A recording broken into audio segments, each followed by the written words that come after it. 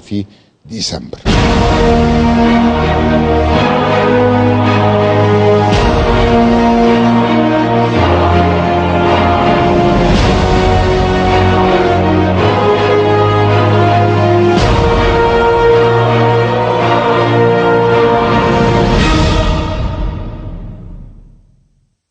ايه رايكم اخدكم في منطقه اخرى تانية خالص؟ انا دلوقتي كده خلفي يكون قاعد، او الحيطه اللي ورايا دي هي الحيطه اللي في ظهر رئيس مجلس النواب المصري. انا دلوقتي اخد او داخل في الممر اللي كل الناس بتعدي منه اثناء الجلسات او بعد الجلسات يخشوا منه على البهو الفرعوني الشهير جدا. طبقا للتعليمات احنا ما نقدرش نخش البهو الفرعوني دلوقتي. البهو الفرعوني متسطب علشان هيستقبل النواب الجدد يوم الثلاثاء القادم، يعمل لهم الكرنيهات والى اخره، نتائج المرحله الاولى. ولكن اسمحوا لي اقول لكم ان انا على يميني وشمالي هنا غرفتين. الغرفتين دول زمان كانوا غرفه المعارضه المصريه وغرفه الاغلبيه، كانوا دايما قبال بعض لغايه لما قرروا ان هم يفصلوهم يبعدوهم عن بعض. الكلام ده استمر حتى اعتقد لغايه بدايه التسعينات.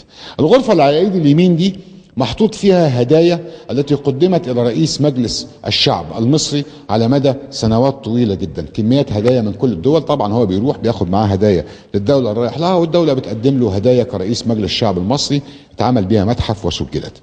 ولكن المتحف اللي هنا قد يكون هو الاكثر اهميه. ليه؟ المتحف اللي هنا هو المتحف الذي يحمل تاريخ البرلمان المصري بشكل صحيح.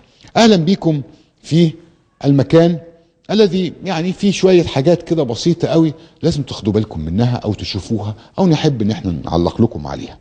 اولا على ايد الشمال هم الزعماء المصريين والحركات الثورية اللي شافتها مصر. هنا عايز اقول لحضراتكم ان في قطع اثاث في مجلس النواب المصري ومجلس الشعب المصري تقدر اثمنها بمئات الالاف ان ما كانش اغلى من كده. حاجات قديمة جدا، الحمد لله انه تم انقاذ اجزاء كتيرة منها. زي ما حضراتكم شايفين هتلاقوا الزعماء المصريين زي ما انتم شايفين، وتماثيل رؤساء مصر والحركات الثورية اللي موجودة، وموجود صورة وتمثال حسني مبارك، وانا مش معترض على وجوده لانه جزء من هذا التاريخ.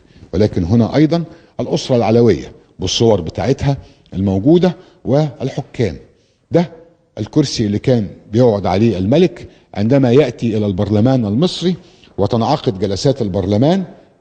الهلمة بتاعته دي كلها كانت تنتقل معاه علشان يقعد بيها. وادي الكراسي اللي كان بيقعد عليها ايضا رئاسة الوزراء او من ينوب عن الشعب وما يكون الملك قاعد وموجود. وفي بعض طبعا التماثيل، وادي لوحات الملك فاروق. للاسف الشديد في لوحات كتيرة دمرت في مجلس النواب المصري او مجلس الشعب المصري، سواء ان في ناس قطعوها بالسكاكين او على مر التاريخ. هاخدكم ايضا جوه هنا كده سريعا الى العربة. الملك كان بيجي ازاي؟ دي العربة اللي كانت تحمل ملك مصر الى البرلمان المصري في الانعقاد بتاعه. لما كان يبدأ الانعقاد فكان يأتي الملك في هذه العربة التاريخية اللي تم اخيرا الحمد لله او من فترة تم الحفاظ عليها، وجاية بنفس الحدوتة بتاعتها او بنفس الشكل بتاعها. ولو تلاحظوا الشعارات معينة.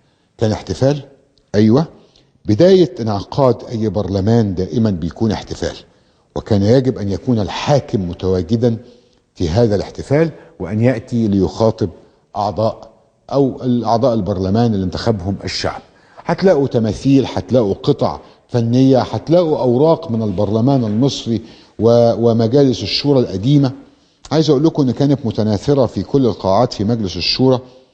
يعني اوراق من البرلمان المصري تعتبر جزء ايضا من تاريخ مصر. للاسف يقال ان بعضها تعرض للحريق اللي حصل. طيب ايه البدله دي؟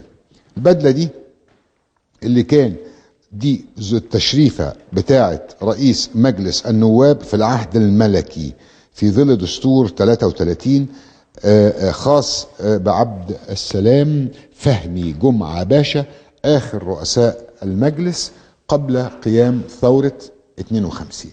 دي اخر بدلة ليه بتاعة التشريفة بتاعته لما يلبس التشريفة ويقف. ولو هتشوفهم عليها حاجات معينة، ولها مجلس النواب وعليها، يعني هتشوفوا حاجات كانت بتتم بدقة جدا، تفاصيلها دقيقة جدا، احترام للبروتوكول غير طبيعي.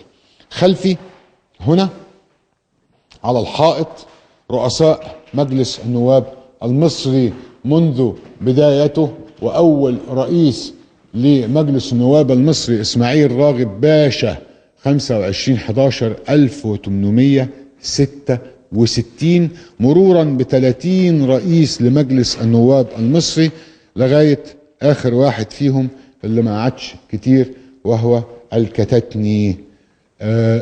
طبعا هتلاقوا ان في ناس قعدت فترات طويلة جدا وفي ناس قعدت فترات قصيرة طبقا للأغلبيات وتحديد الأغلبيات والانتخابات. هنا جزء من تاريخنا، سواء عملنا ثورات ما عملناش ثورات، يعني الحمد لله ان احنا حتى بعد ثورة 52 قدرنا ننقذ الحاجات بتاعت الملك والملكية وبعض التقاليد اللي حافظنا عليها جزئيا، أتمنى أن تعود بقوة إلى البرلمان المصري. وأيضا بعد 25 يناير يجب أن نحترم تاريخنا الذي سبق 25 يناير، وبعد 30/6 يجب أن نحترم تاريخنا الذي سبق 30/6، نعرف إيه هو، إيه اللي حصل، فين، مين، إيه، لأن إحنا أمام الشعب وأمام الدنيا كلها وأمام العالم كله إحنا بنقدم هذا التاريخ، أو هذا التاريخ تم تسجيله عندنا. هنكمل مع حضراتكم زيارتنا ونطلع نعمل أول لقاء لينا في البرلمان المصري مع وزير الشؤون القانونية ومجلس النواب 90 دقيقة.